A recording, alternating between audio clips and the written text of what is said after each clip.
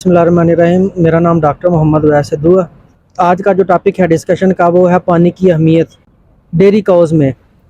उसकी अहमियत हम डिस्कस करेंगे और पानी क्यों ज़रूरी है काउज में या बफलोज़ में या काव्स में या हीफर्स में या एक ड्राई प्रेगनेंट काउ में पानी की जो अहमियत है वो हम डिस्कस करेंगे और ये क्यों ज़रूरी है और ये कितना देना चाहिए। दूसरा, उसकी क्वालिटी क्या होनी चाहिए, क्वांटिटी क्या होनी चाहिए, उसकी जो इम्पोर्टेंस है वो हम डिस्कस करेंगे। उसकी पीएच, उसका टीडीएस। अगर आप मेरे यूट्यूब चैनल के ऊपर नए हैं तो मेरे यूट्यूब चैनल को सब्सक्राइब करें ताकि आपको मज़ीद इंफॉर्मेटिव वीडियोस मिल सकें डेयरी से रिलेटेड जो होती है। पानी की जो क्वालिटी है वो पुअर क्वालिटी है और इनसफिशेंट पानी हम ड्रिंकिंग वाटर उनको प्रोवाइड करते हैं। उसकी वजह से क्या क्या नुकसानात हो सकते हैं वो हम डिस्कस करते हैं। सबसे पहले हम बात करें कि एक मिल्किंग काऊ है तो जो दूध दे रही है, तो जो दूध है, दूध 87% दूध में पानी होता है।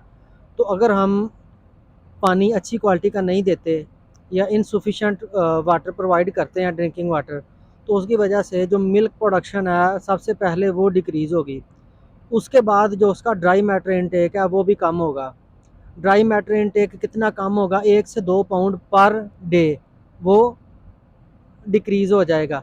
तो 1 से 2 पाउंड पर डे डिक्रीज़ होने की वजह से जो ड्राई मैटर इनटेक उसका डिक्रीज़ हो रहा है, उसकी वजह से 2 से 5 पाउंड्स मिल्क कम हो जाता है। उसकी जो ग्रोथ है काव्स की या काउज की या हीफर्स की, वो ग्रोथ भी लिमिट हो जाती है, ग्रोथ भी कम हो जाती है, क्योंकि पानी एक बहुत इम्पोर्टेंट न्यूट्रिएंट है जिसको हमने ओवरलुक्ड न्यूट्रिएंट रखा हुआ है। तो उसकी वजह से ग्रोथ भी लिमिट होती है। जैसे कि एक काफ में अगर हम बात करें कि वो एक काफ को हम काफ स्टार्टर दे रहे हैं, उसको हम 24 आवर पानी सप्लाई नहीं कर रहे, तो उसकी वजह से अगर हम एक काऊ को, एक काफ को पानी प्रोवाइड करते हैं, साथ उसको काफ स्टार्टर दे रहे हैं 24 आवर के लिए एल लिप्टम पानी, तो उसकी वजह से जो उसकी ग्रोथ है वो 11% इंक्रीज़ हो जाती है। की रिक्वायर्ड क्वांटिटी है और उसकी जो एडिकेट क्वालिटी है वो हम प्रोवाइड करते हैं ड्रिंकिंग वाटर की काउज को या हीफर्स को या काव्स को।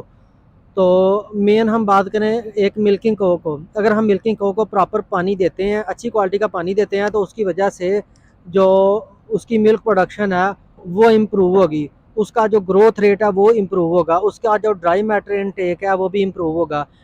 दूसरा, उसका ब्लड वॉल्यूम मेंटेन रहेगा, उसका जो रिमिनल फंक्शन है वो भी इम्प्रूव होगा अगर हम उसको अच्छी क्वालिटी और क्वांटिटी में पानी देते हैं। एक काऊ को 1 पाउंड दूध प्रोड्यूस करने के लिए आधा गैलन जो पानी का है ड्रिंकिंग वाटर का वो चाहिए होता है। 1 गैलन कितने के बराबर होता है लीटर्स के?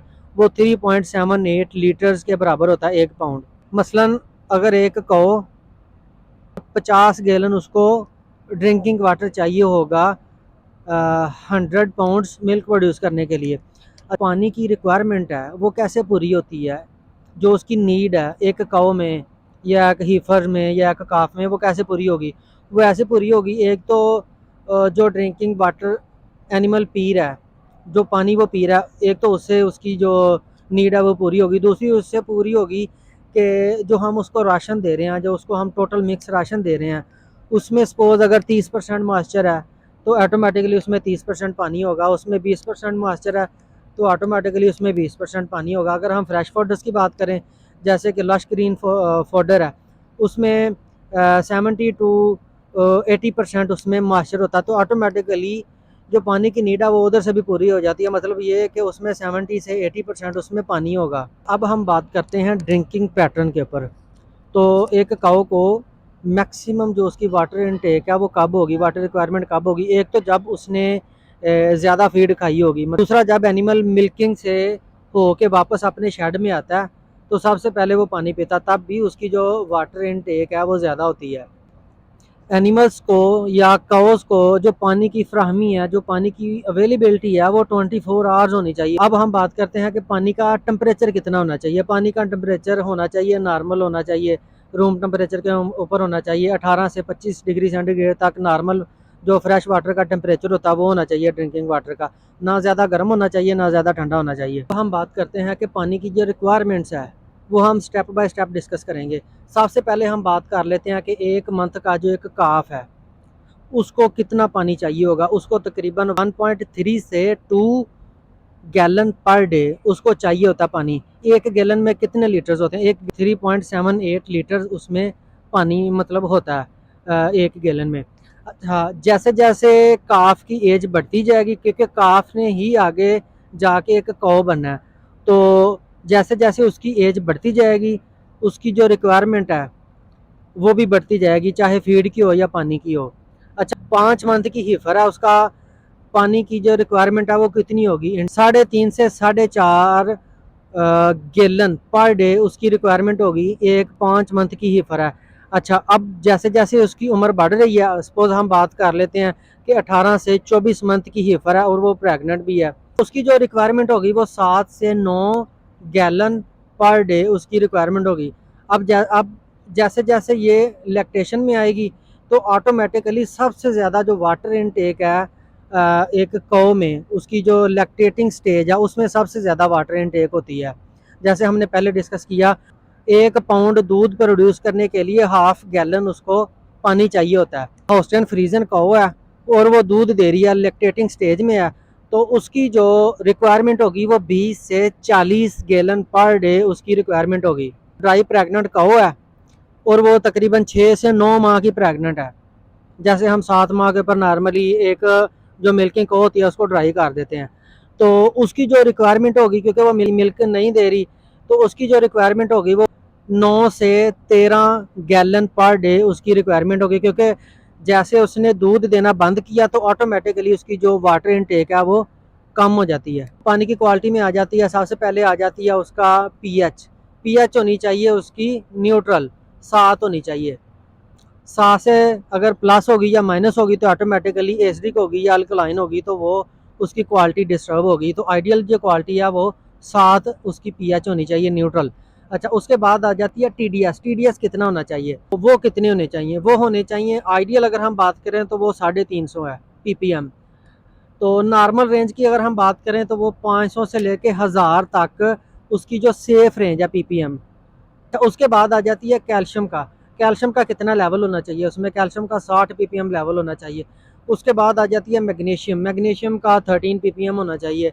उसके बाद आ जाती है बात आयरन की, 0.84 पीपीएम होना चाहिए। जैसे पहले मैंने डिस्कस किया, पानी की जो सप्लाई है वो इनसफिशेंट है, वो इनकम्प्लीट है, प्रॉपर हम पानी उनको नहीं देते, रिस्ट्रिक्टेड है, लिमिटेड वाटर है, तो उसकी वजह से क्या होगा? एक तो उसकी जो मिल्क प्रोडक्शन है, अगर मिल्किंग हुआ तो उसकी मिल्क प्रोडक्शन कम होगी, दूसरा उसमें डिहाइड्रेशन होगी, उसका जो ब्लड वॉल्यूम है वो भी कम होगा। उसके बाद अगर हम बात करें, फीसिस फिरम होंगे, कॉन्स्टिपेशन होगी, यूरिन उसको बहुत कम आएगा।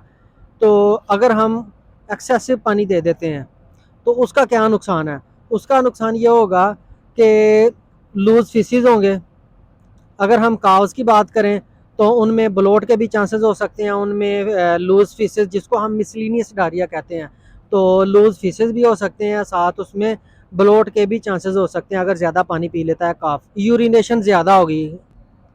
अच्छा, अब हम बात करते हैं कि अगर पीएच न्यूट्रल नहीं है, ड्रिंकिंग वाटर की जो पीएच है वो सपोज एसिडिक है, सपोज 5.5 है, तो उससे ये होगा, एक तो एनिमल में एसिडोसिस होगी, दूसरा उसमें एमएफडी मिल्क फैट डिप्रेशन होगा, मतलब उसके जो मिल्क में जो फैट का पोर्शन होगा वो कम होगा, उसकी जो मिल्क प्रोडक्शन है वो भी कम होगी। उसके बाद अगर हम बात करें उसकी जो फर्टिलिटी है वो भी कंप्रोमाइज़ होगी। अगर हम बात करें कि उसकी जो पीएच है वो टूवर्ड अल्कलाइन है, 7 से प्लस है, 8 9 10 के राउंड अबाउट है, तो एक तो उसका ये नुकसान होगा कि एनिमल में एल्कलोसिस होगी, दूसरा उसके जो अमाइनो एसिड्स हैं या विटामिन B12 है उसकी डेफिशिएंसी होगी और अल्कलोसिस होगी। अगर हम बात करें उसको हम अल्कलाइन नेचर वाला पानी दे रहे हैं, तो ये हमने सारा डिस्कस किया। अगर हम अच्छी क्वालिटी का पानी लाइवस्टॉक को देते हैं, काउस को या बफलो को, हीफर्स को देते हैं, एक तो उनकी ग्रोथ अच्छी होती है,